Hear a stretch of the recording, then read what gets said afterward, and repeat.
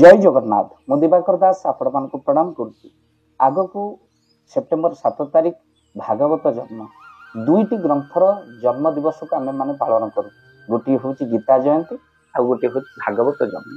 परम शास्त्र भागवत अभ्यास करुवा नित्य तेणु प्रत्येक दिन भागवत आप नित्यांत भाव में पढ़ते। अनेक कहते ये दिन भागवत पढ़ा कथा नु से दिन पढ़ा कथा एगुड़िक सब भूल, किंतु भागवत हूँ एमती एक शास्त्र जो शास्त्र को आपण मैंने सबुदिन ही पाठ करने दरकार। संध्या समय भागवत पढ़ले मन स्थिर रहे, गोविंदर कृपा रहे। तेणु ये जो 7 तारिख आस भागवत जन्म से दिन आपड़ जदि नुआकरी भागवत आरंभ करने चाहते अति सुंदर दिन केवे भी हाथ छड़ा करंतु नहीं। तेणु आपण भागवत जन्मदिन आपण जहाँकि सेप्टेम्बर 7 तारिख दिन पड़ुची से दिन नुआकरी आप भागवत आरंभ करें। कहीं इंदु पूर्णमी इंद्रोत्सव से दिन भागवत को जदि आप आरंभ करती श्रीमद भागवत कृपा आपण रही है। भगवान बांग्मय स्वरूप होती स्वयं भगवान होती श्रीमद भागवत।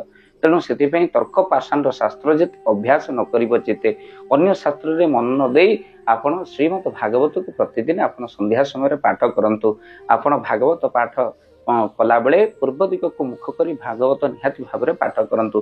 पुणी जदि आप इंद्रोत्सव दिन भागवत आरंभ करुँचे से दिन भागवत को सकाळु आपण जेहेतु ग्रहण से दिन लगुच आप सकाळु भागवत को व्यास आसन रे नुआ कपड़ा पकाई आपण भागवत शास्त्र को रखंतु। तापरे आपण फूल दीप धूप दीप भोग करी आपण भागवत को आरंभ करि परिबे। अनेक जगह मध्य आमे देखिचो जे भागवत पढ़ा से दिन हुए। भागवत जहाँ अल्प थाए 365 दिन पढ़ा हुए। तेणु जहाँ थाए से दिन भागवत जहाँ अल्प थाए ताको पढ़ी शेष करी पुणी थरे भागवत को आउ थे आरंभ करा जाए। भागवत केवे सरे ना, भागवत केवे समाप्त हुए ना। तेणु से आमे भागवत सरला परे कहू भागवत बढ़े। तेणु से परम शास्त्र भागवत को आपण से दिन नुआ करी आरंभ आपण करि परिबे। द्वितीयत आपण मन रखितांतु भागवत उपरे पुष्प धूप दीप दुब मध्य चढ़ाई आपण भागवत शास्त्र खोली प्रथम अध्याय से दिन आरंभ करि परिबे। जदि आपण भागवत सारी पारि नाहंती आपण एकादश स्कंद अनेक लोक पढ़ती किसी असुविधा नहीं। आपण जदि अध्याय भागवत भी न पढ़ी पार्छन डेली गोटे फर्द मध्य आपण जदि भागवत पृष्ठा एक पृष्ठा मध्य पढ़ती एक चरण मध्य पढ़ती ता मध्य भगवान को कृपा हुए। व्यास आश्रम रे भागवत थिला बेले आपण जेमिति गोटे छोट छुआ को 4 मास छुआ को निज कोल को आनंती सेमति अतिशय श्रद्धा पूर्वक आपण भागवत शास्त्र को निज कोल को आनंतु तापर पढ़ंतु नले अपराध हुए।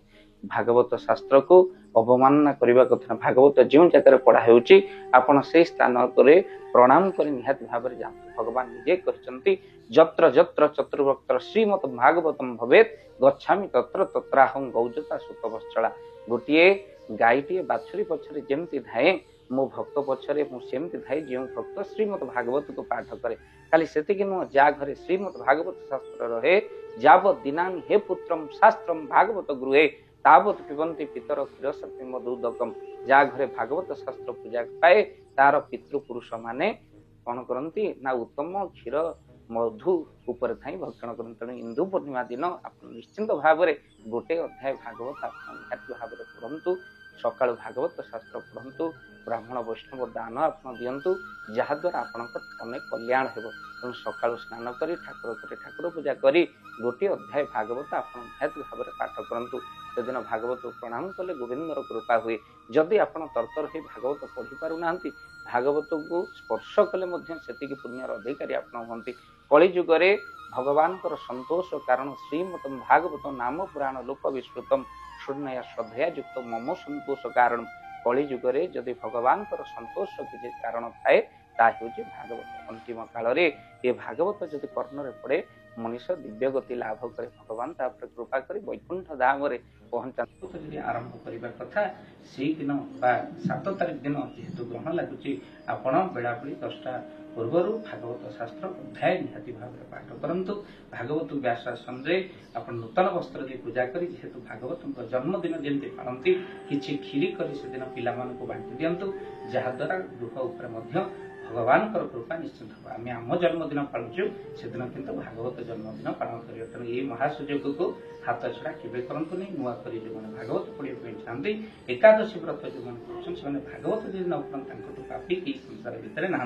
तो से दिन भागवत पूजा करी भगवान कृपा लाभ करते। वीडियो को निहाती भाव में शेयर करेंगे चैनल रे जदि नुआ चैनल को सब्सक्राइब कर दियौ। ये होची भागवतर महात्म्य ये भागवतर जो दिव्य सुजोग रही भागवत जन्मदिन भागवत पाठर हाथ छड़ा करंतु। जय जगन्नाथ जय पंचशील। जय जगन्नाथ। धन अर्जन धर्म करी धर्मे प्राप्त नरहरि।